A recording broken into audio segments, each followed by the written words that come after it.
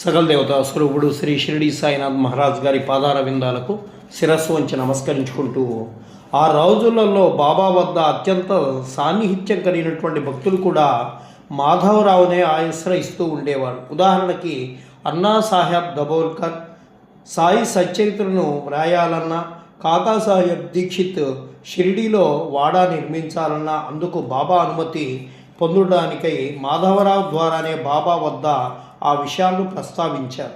బాబా సన్నిధానానికి తమ మనోభావాలను చేర్చే ప్రక్రియలో దాదాపుగా భక్తులందరూ మాధవరావునే ముందు నిలబెట్టేవారు. అటువంటి అవకాశాన్ని, చనువును బాబా ఒక మాధవరావుకే ఇచ్చారని శ్రీ నార్కే తమ శృతుల్లో నేరుగా వ్రాయడం జరిగింది. మాధవరావు షిరిడిలో అందుబాటులో లేని సమయంలో అన్నా చించినీకర్, డాక్టర్ పిళ్ళై వంటి కొంతమంది నిర్ధారిత భక్తులు ఆ ప్రయత్నం చేసినా వారికి బాబా ఇచ్చేటువంటి సమాధానంలో మరియు బాబా మాధవరావుకి ఇచ్చే సమాధానాల్లో ఎంతో వ్యత్యాసం ఉండేదని శ్రీ నార్కే చెబుతూ, అందుకు ఉదాహరణ స్వయంగా తమ అనుభవాన్నే శ్రీ నార్కే ప్రస్తావించారు. ఒకసారి నార్కేకు బర్మా దేశంలో ఒక తాత్కాలిక ఉద్యోగం లభించింది.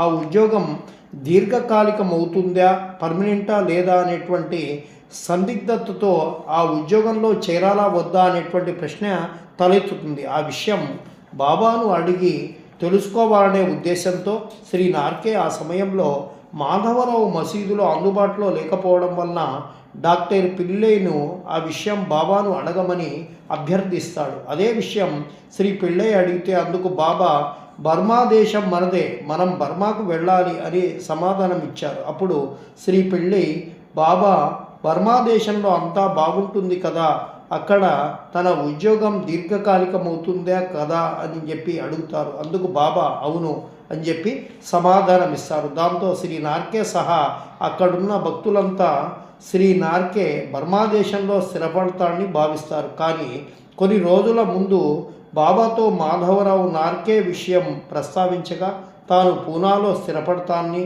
చెప్పి ఉన్నారు. దాంతో నార్కే వాడాకు తిరిగి వెళ్ళి జరిగిన విషయమంతా మాధవరావుకి వివరిస్తాడు. ఈ విషయం విని మాధవరావు ఆశ్చర్యపోతాడు. సరే, విషయం ఏమైందో బాబా అని అడుగుదామనే ఉద్దేశంతో మాధవరావు నార్కేను తీసుకొని మరలా బాబా వద్దకు వస్తాడు. ఆ సమయంలో అక్కడ డాక్టర్ పిళ్ళై కూడా బాబా వద్ద కూర్చొని ఉంటాడు. అప్పుడు మాధవరావు బాబాతో, ఏమి దేవా, నీవు నాకు చెప్పింది నిజమేనా, బావుకి సోదరునికి చెప్పింది నిజమేనా అని చెప్పి అడుగుతారు. అడిగినప్పుడు డాక్టర్ పిళ్ళై బాపు అని చెప్పి పిలిచేవారు. అందుకు బాబా నీకు చెప్పింది నిజం శ్యామ అని సమాధానం ఇస్తాడు. అప్పుడు డాక్టర్ పిళ్ళై ఆశ్చర్యంతో నోటి మీద చేయి వేసుకొని నవ్వుతూ బాబా నాకు చెప్పింది నిజమా లేక మాధవరావుకు చెప్పింది నిజమా అని చెప్పి అడుగుతారు. అప్పుడు బాబా వెంటనే శ్యామకు చెప్పింది నిజమని చెప్పి రెండో మాటకు తాను లేని రీతిలో తేల్చి చెప్తారు. ఈ విధంగా బాబా దేహదారి అయి నడియాడినంత కాలం మాధవరావుని అత్యంత ఆత్మీయునిగా భావించి అలాగే వ్యవహరించేవాడు. అంతేకాదు మాధవరావుకి సంబంధించినటువంటి ప్రతి చిన్న విషయం బాబా తనకు ఎంతో ప్రాముఖ్యమైనదిగా పరిగణించేవారు. మాధవరావు అడగక ముందే ఆ ప్రయోజనం వనగూర్చి పెట్టేవాడు. ఉదాహరణకి మాధవరావుకి నీవుగాం గ్రామ దేశముఖుగా చేసేటప్పుడు